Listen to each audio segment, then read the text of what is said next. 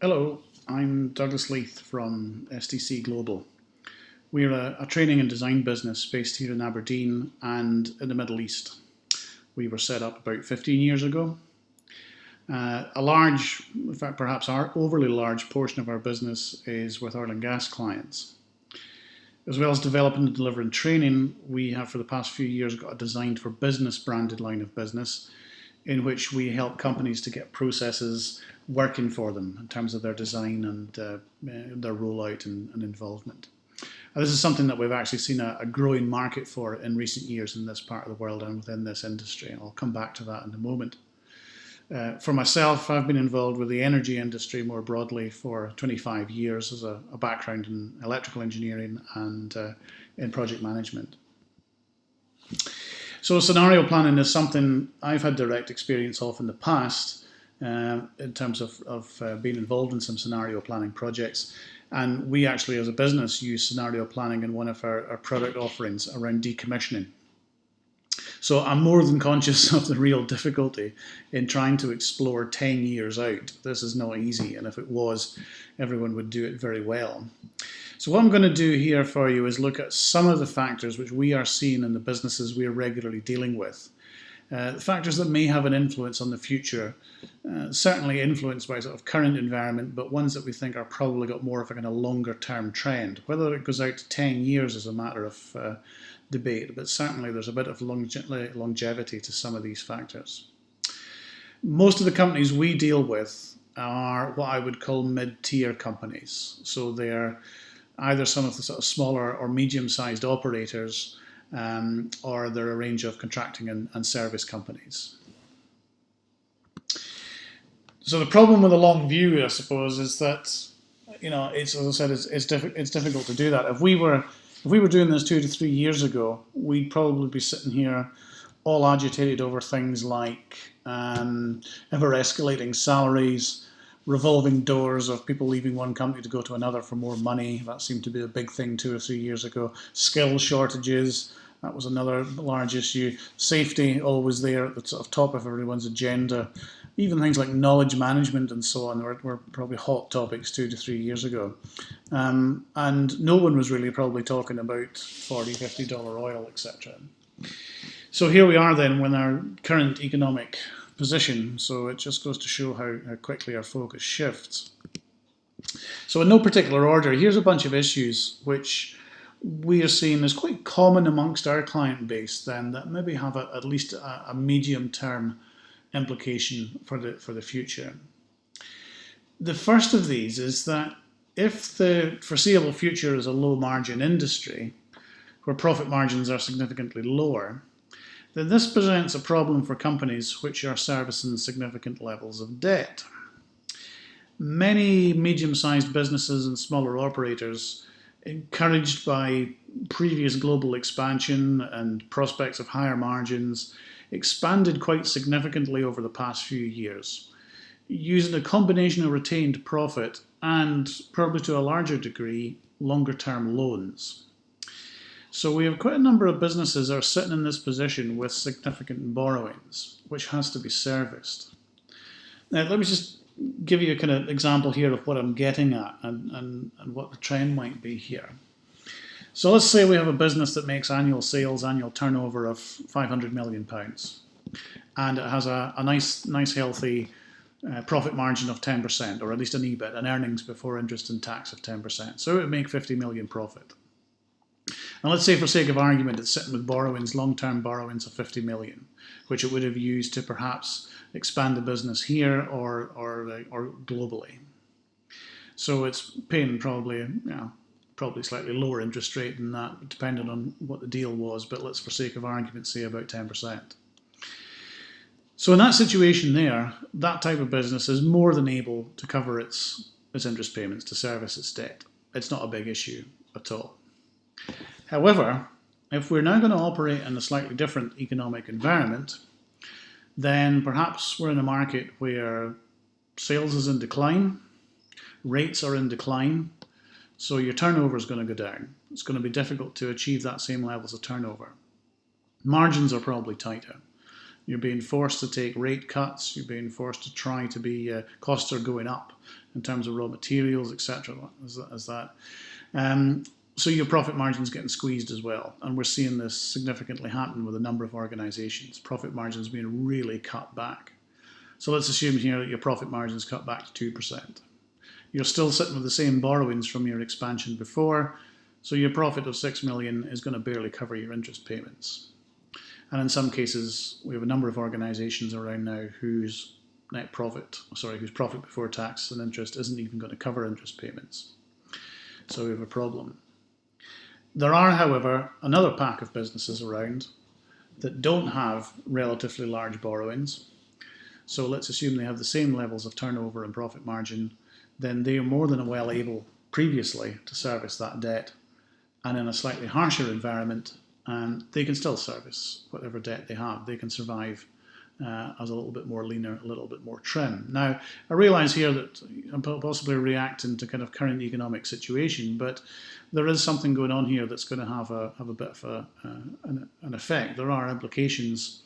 Well, I'll maybe leave it to you to discuss what those implications might be, but I see possibly a lot of fire sales coming up where a number of organisations who are struggling to perhaps meet their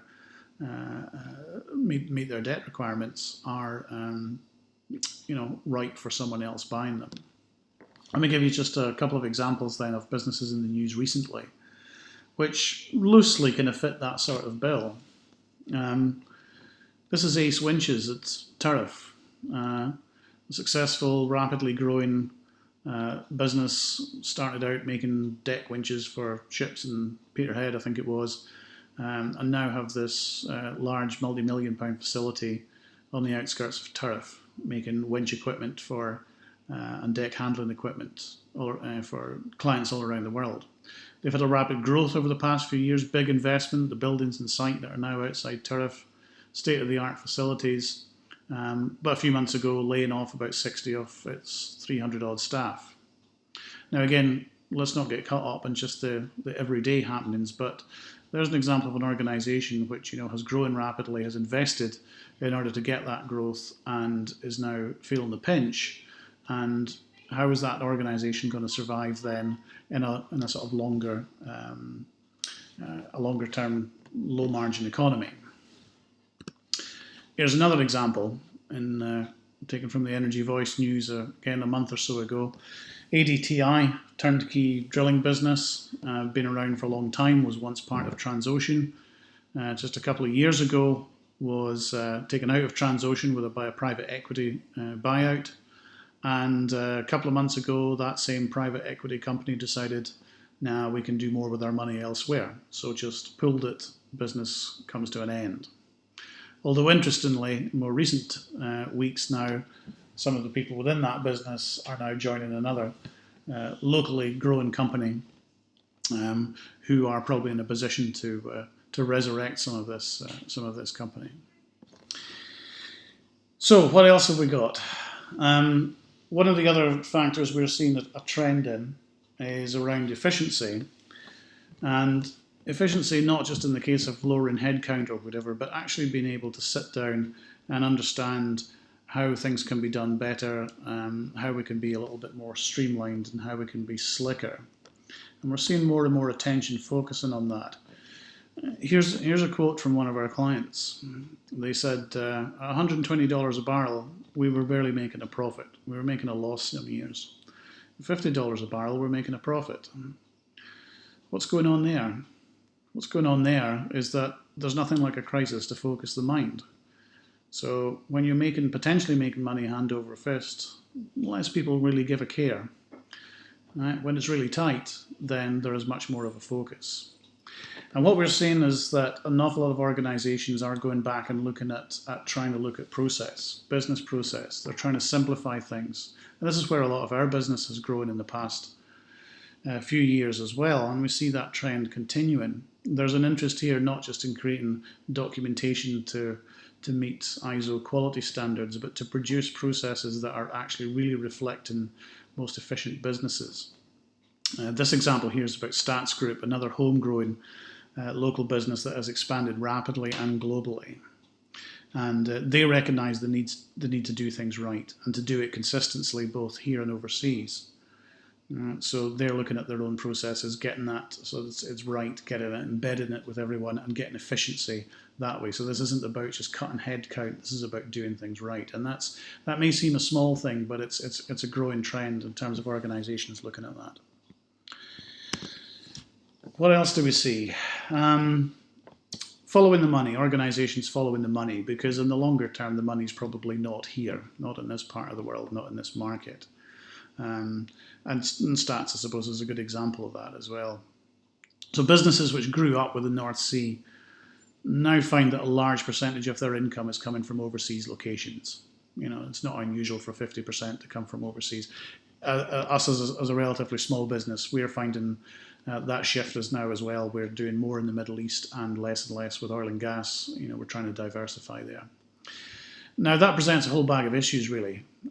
Trying to service something remotely in other parts of the world, or trying to set up local centres, and in dealing with overseas clients who are perhaps not as sophisticated as what we're used to here in the North Sea. So there's definitely a trend there then about organisations here having much more of a global presence, however they manage to do that. And on the back of that, working in other markets, then I would say that our experiences as well with the clients we work with is that if you're going to try and compete on price, then forget it. These businesses are not set up to do that. There are plenty of countries around the world who can generate businesses that can do things one heck of a lot cheaper. They may not do it as safely, they may not do it as well, but some markets don't really care on that the same. And in any case, it doesn't take too long for some of these companies to actually build capacity. We see that, I suppose, in the drilling industry, competition from China. Things can be done more cheaply, and then it only takes a few major contracts for them to build the capacity to then start to buy up more established methods and expertise. So I think that if we're going to have successful businesses in this part of the world in the energy industry, then we're probably going to have businesses that significantly differentiate on competitive advantage. There has to be some real different added value. It's not just about the cheapest. And what does that mean? Well, again, maybe you want to explore that and play that out in terms of what that means. I think that one of the things that means is that we possibly have smaller businesses.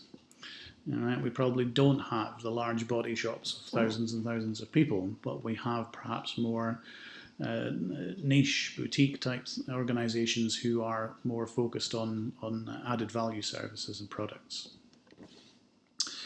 Probably less of a variable, I suppose, is that decommissioning is coming, if it's not here already, but it's certainly a flavour of the moment, and can only become more and more significant in this particular region. So the bigger variable around that, I suppose, is how is that going to work? I think many organisations are struggling to understand how are they going to work together, because this is definitely a collaborative type of situation. When is it really going to happen on a big scale? And it will be interesting to see whether businesses here can actually adapt and win the work, or whether perhaps we find businesses from perhaps other industries starting to muscle in this particular area and being able to organise themselves much more efficiently and proactively and quickly in order to get into this particular aspect of the industry. So there we go then, just a short dump of our thoughts and experiences, I suppose, about some of the things which potentially have an impact going forward, just purely from our experience with dealing with a range of kind of mid-tier businesses. So best of luck with your deliberations today, and I'll be interested to see some of the outcomes from that too. Thank you.